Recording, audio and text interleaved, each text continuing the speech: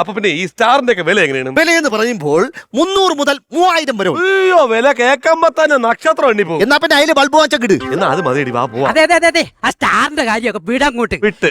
നമ്മൾ പരമ്പരാഗതമായിട്ട് കണ്ടുവരുന്ന പുൽക്കൂട് കണ്ട ഇത്. അയ്യേ, പുല്ലു വേഞ്ഞ പഴഞ്ച പുൽക്കൂട്. പഴത്തിനാണോ നല്ലത്? അതൊന്നുമല്ല, നിങ്ങൾ കേൾക്കണം. പുതിയ ന്യൂ ജനറേഷൻ ടൈപ്പ് പുൽക്കൂടുണ്ട്.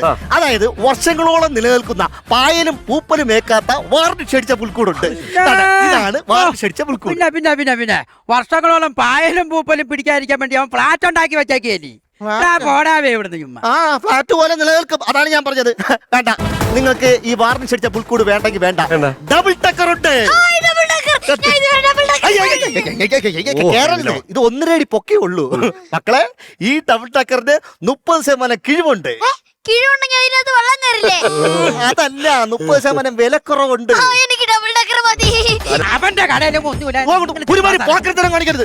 എന്റെ കടയിൽ സാധനം വാങ്ങിക്കാൻ കസ്റ്റമറെ പിടിച്ചോളിച്ചോണ്ട് പോകണം. ആര് പിടിച്ചോണ്ട് പോടാ? അവര് നേരത്തെ എന്റെ കടയിലാണ് വന്നത്. നിങ്ങളുടെ കടയിലുള്ള പഴയ സാധനങ്ങൾ ഉണ്ടപ്പോ അവർക്ക് ഇഷ്ടപ്പെട്ടില്ല. അതുകൊണ്ട് അവർ ഈ കടയിൽ വന്ന്. ഇപ്പോഴും അവര് എന്റെ കടയിൽ തന്നെയാണ് നിൽക്കുന്നത്. നീ നിന്റെ കാര്യം നോക്കി പോടാ. ഈ സാധനം ഇവിടെ വടക്കുണ്ടാക്കാൻ വേണ്ടി വന്ന് എടുത്തു മാറ്റീനെ. എടാ, നീ മര്യാദയ്ക്ക് സംസാരിക്കണം. മര്യാദയ്ക്ക് നിങ്ങൾ സംസാരിക്കണം. എന്റെ കസ്റ്റമറാണ്. എന്റെ കടയ്ക്ക് നിങ്ങൾ കീരിക്കാട്ട് സോഴ്സ് ആണോ അതോ കീരി മാമ സോഴ്സ് ആണോ? നിങ്ങളുടെ കപ്പ തൊമ്മി ഉണ്ടായിരുന്നപ്പോ ഇങ്ങനെയൊന്നും അല്ലായിരുന്നു. അയ്യോ, അപ്പച്ചൻ മരിച്ചോ? എനിക്ക് ഡബിൾ ഡക്കർ വേണം. ഇങ്ങോട്ട് മാറാ. ആദ്യം ഇവരുടെ അപ്പൻ ഡമ്മി എങ്ങനെ മരിച്ചെന്ന് അറിയട്ടടാ. ഡമ്മിയല്ല, തൊമ്മി. അപ്പന്റെ കാര്യം പറഞ്ഞപ്പോ അനിയനും ചേട്ടൻ ഞങ്ങൾ യോജിച്ചു.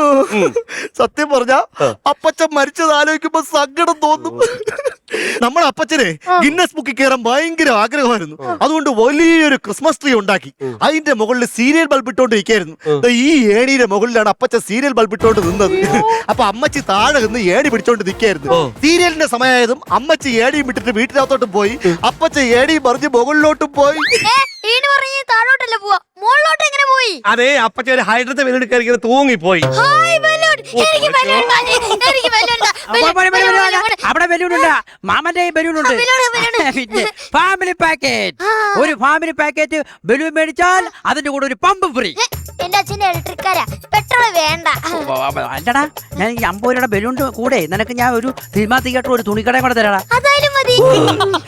അതല്ല മോനെ, ഈ ബലൂണിന്റെ കൂടെ പമ്പ് സൈക്കിൾ പമ്പ് കാറ്റടിക്കണേ, അത് ഫ്രീ ആന്ന്. മനസ്സിലായ?